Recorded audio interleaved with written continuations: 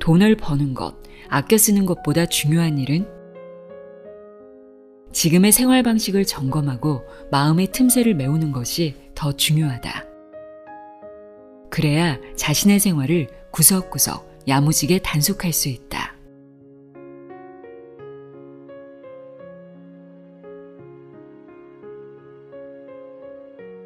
안녕하세요. 나의 소리 책갈피 소리내어 읽다입니다.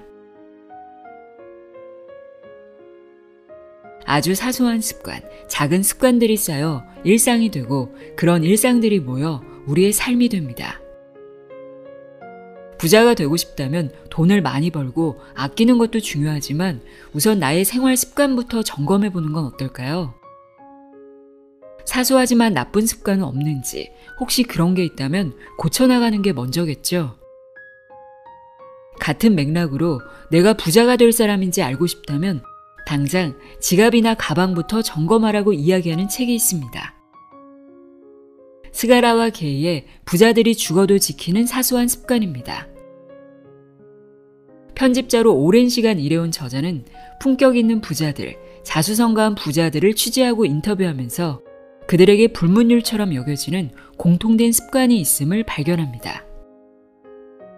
이를테면 지각하지 않는다, 지갑을 정리한다, 돈을 진지하게 대한다, 언제나 기분이 좋다, 사람을 소중하게 여긴다 등등 하나같이 단정한 습관과 인품을 갖추고 있다는 건데요. 저자도 그들처럼 나쁜 습관을 단호하게 버리고 그들이 가진 사소한 습관을 삶에 적용해봤다고 하는데요. 그러자 감정이 점차 안정되면서 욕구불만에서 오는 소비를 하지 않게 되었고 돈이 들어오기 시작했다고 합니다. 저자는 이 경험을 통해 결국 나쁜 습관들로 인한 마음의 불편함이나 안달복달하며 피곤하게 사는 일이 곧 빈곤이라는 사실을 깨닫게 됩니다. 또 진정한 풍요란 대단한 것이 아니라 마음의 여유를 갖는 것임을 터득할 수 있었다고 하는데요. 이 책에는 이러한 경험과 깨달음을 바탕으로 평범했던 사람을 부자로 만들어준 일상의 습관과 태도, 마음가짐을 소개하고 있습니다. 그럼 지금부터 부자들이 절대 하지 않는 행동은 무엇인지, 그들이 자나깨나 신경 쓰는 습관은 무엇인지, 돈을 대하는 태도는 어떤지 알아보도록 하겠습니다. 부자들이 죽어도 지키는 사소한 습관, 내용의 일부를 읽어드립니다. 귀 기울여 들어보세요.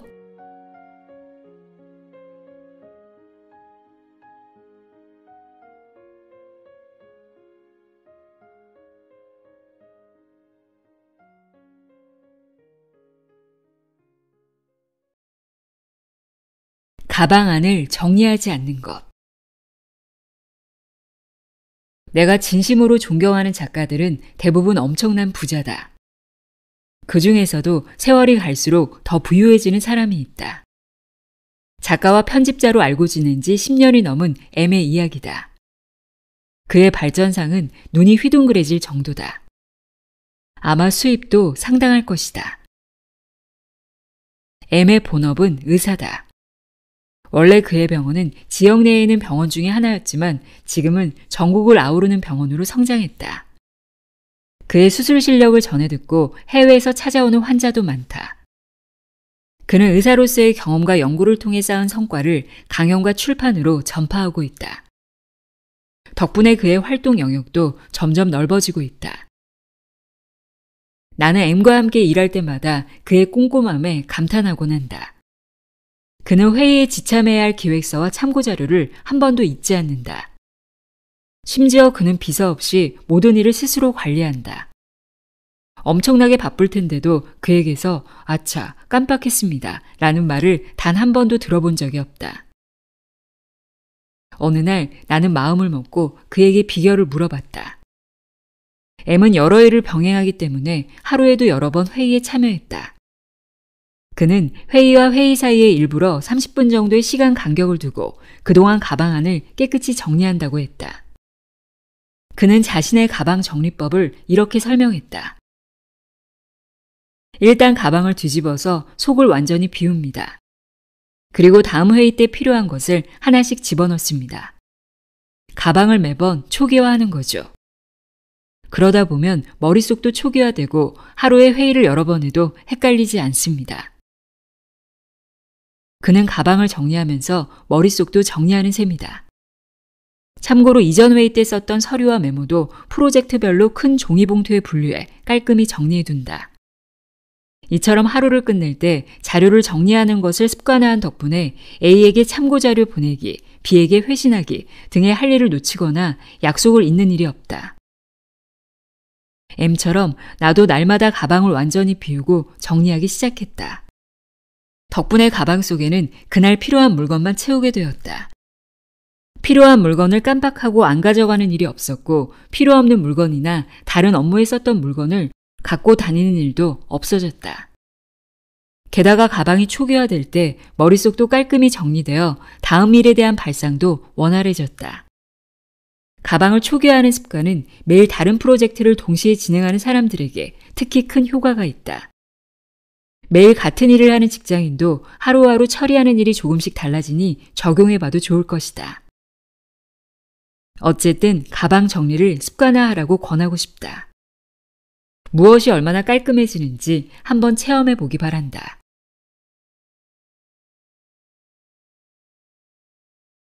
방 정리나 청소를 게을리하는 것. 당신의 방은 깔끔한 편인가? 방의 상태를 보면 그 주인이 돈을 어떻게 관리하는지 짐작할 수 있다. 한 주간지가 평균 이하의 연봉을 받는 사람들의 방에서 공통점을 찾아내는 취재를 한 적이 있다. 방문 결과 그들의 방에서는 예상외로 많은 공통점이 있었다. 쓰지 않는 물건, 쓰지 못하는 물건이 넘쳐난다. 화장실, 욕실, 주방 등 물 쓰는 곳이 지저분하다. 만화책, 게임기, 기타 등 취미용품이 많다. 쓰레기가 쌓여 있다.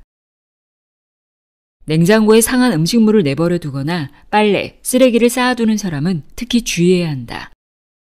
부끄럽지만 내 방도 과거에 이런 상태였다. 바빠서 정리할 여유가 없으니 나중에 깨끗이 정리하면 된다는 핑계를 댔다. 주변을 깨끗이 하는 것은 시간 여유와 큰 상관이 없다. 그러던 내가 집을 정리하게 된 계기가 있었다. 고령으로 돌아가신 어머니의 집을 아무리 정리해도 물건이 끝없이 나왔던 것이다. 대부분 보관할 가치도 없는 물건들이었다. 어머니 역시 물건을 버리지 못하는 사람이었다. 그 후 이사를 하면서 나는 이때다 싶어 물건들을 처분했다. 그래서 지금은 평소에 쓰는 식기가 주방 서랍 하나 정도로 줄었다.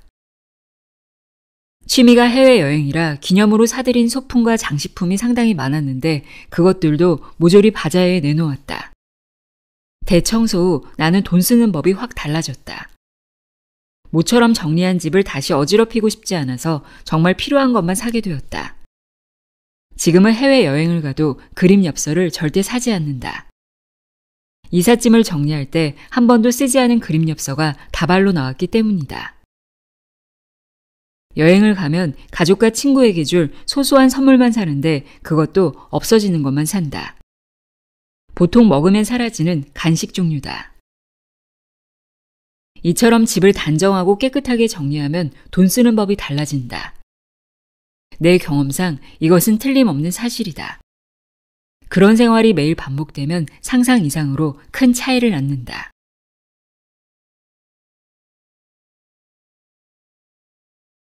모바일 메신저에 즉시 답변하는 것.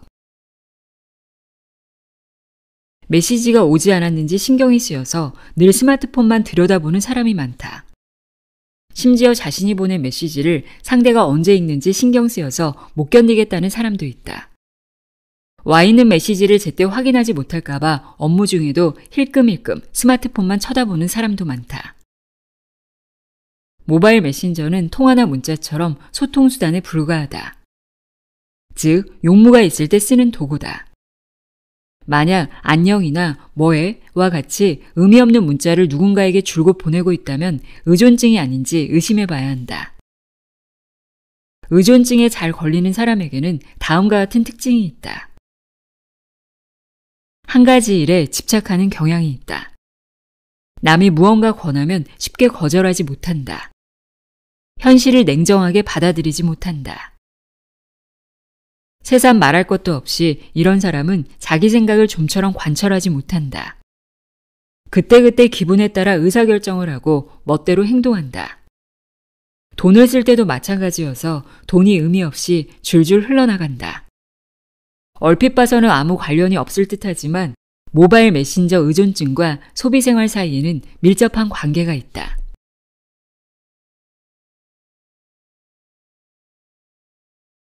월정액 요금제에 둔감한 것. 개인 파산과 관련한 한 조사에 따르면 개인 파산을 신청한 사람에게는 다음과 같은 공통점이 있다고 한다. 여러 회사의 생명보험에 가입되어 있다. 현금 인출기의 시간의 수수료에 둔감하다. 케이블 TV에 가입되어 있다. 자기관리에 소홀한 사람들은 푼돈을 아무 생각 없이 쓴다. 생명보험은 위험 대비책일 수 있지만 매월 들어가는 금액이 결코 만만치 않다. 게다가 여러 보험에 가입되어 있다는 것은 영업사원의 끈질긴 가입 권유를 거절하지 못했다는 뜻이다. 더 큰 문제는 나중에 수입이 줄어드는 등의 변화가 있어도 조정을 하지 않는다는 점이다. 나도 한편으로는 푼돈을 아끼면서 다른 한편으로는 매월 불필요한 보험료를 내는 구멍 뚫린 생활을 10년 이상 계속했다. 특히 매월 자동이체로 납입금이 빠져나가는 상품은 더욱 신중하게 관리해야 한다. 그러고 보니 개인 파산을 신청한 사람 중에 케이블 TV 상품에 가입된 사람이 많다는 이야기가 더 의미심장하게 다가온다.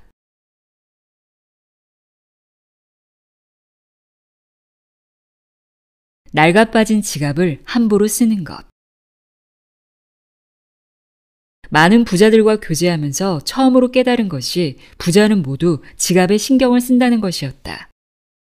바지 뒷주머니에서 낡아빠진 지갑을 꺼내거나 지갑 안에서 아무렇게나 현금을 꺼내는 사람은 한 명도 없었다. 그들은 양복 안주머니에서 지갑을 꺼내 필요한 지폐를 가볍게 빼낸다. 그렇게 꺼낸 지폐는 구겨지거나 접힌 곳이 하나도 없다. 지갑에 보관할 때도 조심스럽게 집어넣기 때문이다. 반면에 풍족하지 않은 사람은 상당히 낡은 지갑을 아무렇게나 쓸 때가 많다. 좋게 말하면 다를 때까지 아껴 쓴 것이겠지만 말이다. 게다가 돈을 거칠게 쑤셔넣기 때문에 지폐가 구겨지거나 접혀있을 때도 많다. 돈을 소중히 다루지 않는 태도가 뚜렷하다. 이들은 대개 어떻게 취급하든 돈의 가치에는 변함이 없다. 구겨지거나 접혀도 돈은 돈이다 라고 생각할 것이다. 쭈글쭈글한 5만원짜리 지폐를 꺼냈다고 해서 그런 더러운 지폐에는 4만원의 가치밖에 없다고 말할 사람은 없다. 그러나 사람에게는 감정이란 것이 있다. 그래서 접대하는 사람도 깨끗한 돈을 꺼내는 손님에게는 저절로 융숭하게 대접하게 되는 것이다. 돈을 조심스럽게 다루는 사람은 돈그릇인 지갑도 조심스럽게 다룬다. 그래서 고상하고 품질 좋은 지갑을 사서 애지중지 사용한다. 그들은 지갑에 신경을 쓰고 돈을 진심으로 아끼는 태도가 돈을 끌어당긴다는 걸 안다. 부자들을 지켜보다 보니 그런 기운의 흐름이 정말로 있다는 생각이 들었다. 내 말을 믿고 지갑을 괜찮은 것으로 바꿔보기 바란다. 그러면 돈에 대한 태도도 크게 달라질 것이다. 자신의 금전운이 좋지 않다고 생각한다면 과감하게 마음먹고 인생 최고의 지갑을 마련해보자. 지갑을 아끼다 보면 돈도 자연스럽게 아끼게 된다. 돈에 대한 자세가 달라지면 금전운도 확실히 달라진다.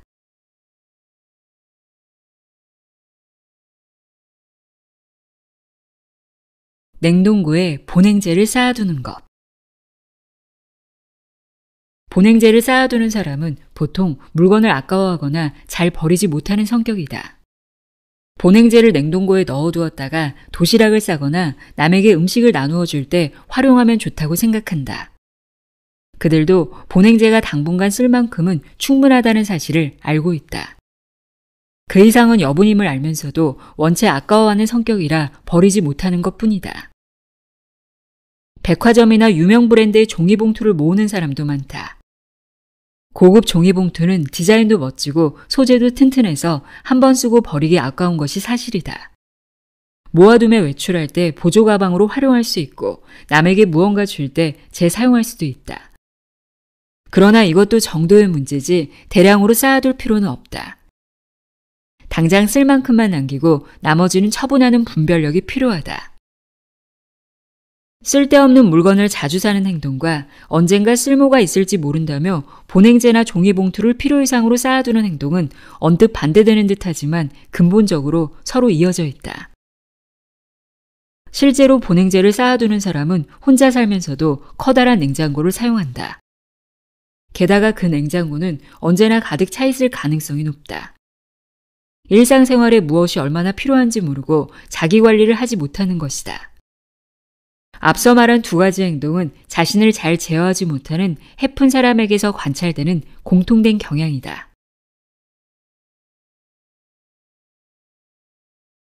돈에게 신뢰되는 말을 하지 않는다. 급여가 쥐꼬리만 하다는 신세타령은 셀러리맨의 변함없는 술안주다. 그러나 이런 한타는 주변 분위기를 어둡게 만든다. 그리고 분위기가 어두워지면 기운도 정체되어 돈과의 관계가 악화될 뿐이다. 삶에서 결코 좋아질 것이 없다. 돈은 밝은 분위기, 긍정적인 곳으로 모여든다. 사람의 욕심은 한도 끝도 없다. 지금 안정적으로 일할 수 있는 회사가 있고 매월 꼬박꼬박 급여를 받는 것에 감사해야 한다.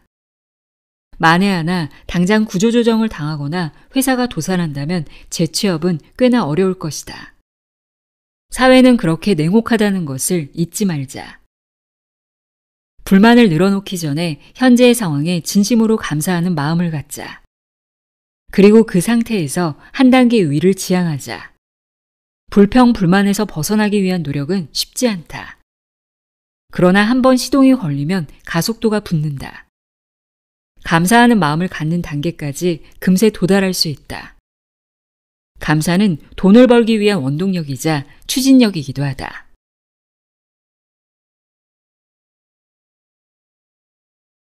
돈은 있다가도 없는 것이라고 말하지 않는다. 소프트뱅크의 손정희는 일본 제1의 부자다. 자산 총액이 약 22조 3,500억 원에 이른다. 그는 미국 캘리포니아 대학에 다니던 시절 자신이 개발한 자동 번역기를 샤프에 판매해 창업자금 10억 원을 조달했다. 기껏해야 그가 20세 무렵의 이야기다. 그는 그때 자신의 자동 번역기가 얼마나 훌륭한지를 당당하게 주장했다. 그러면서 당시로서는 어마어마한 금액인 10억 원을 제시하고 한 걸음도 물러서지 않았다고 한다. 손정희처럼 행동할 수 있는 사람은 많지 않다. 오히려 돈 이야기만 나오면 묘하게 점잖아져서 아닙니다. 전 돈에 얽매이지 않습니다. 라고 말하는 사람들이 있다. 본인은 품위 있고 고상한 행동이라 생각할지 모른다. 그러나 나는 돈은 두 번째 문제다. 나는 돈에 얽매이지 않는다. 고 말하는 사람을 신뢰하지 않는다. 일에 자신이 있다면, 그리고 성심성의껏 일할 마음이 있다면 돈에 대해서도 자신의 희망사항을 확실히 말할 수 있어야 한다. 반드시 계획대로 일이 진행된다고는 할 수 없다. 그렇다 해도 밝힐 것은 뚜렷이 밝히는 게 좋다. 돈에 관해서는 특히 그렇다. 일의 일부라는 확고한 가치관으로 당당히 돈 이야기를 할 수 있는 사람이야말로 성숙한 사회인이 아닐까?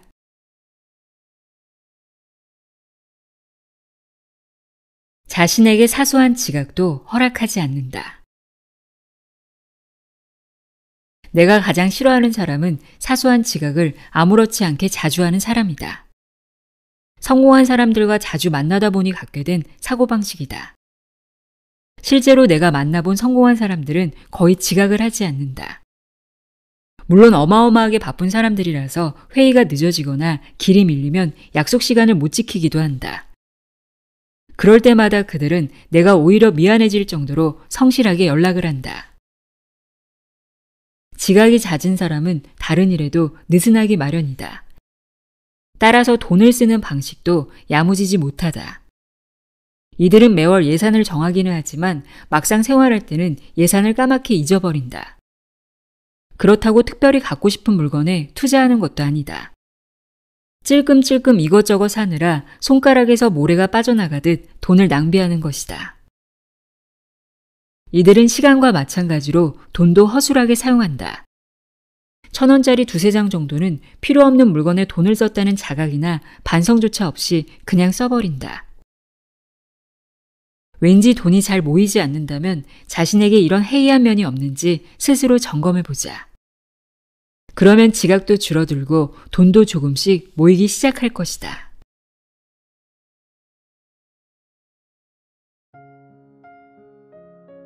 부자들이 죽어도 지키는 사소한 습관 읽어드렸습니다. 당장 방 정리, 가방 정리부터 해야겠다는 생각이 들었는데요.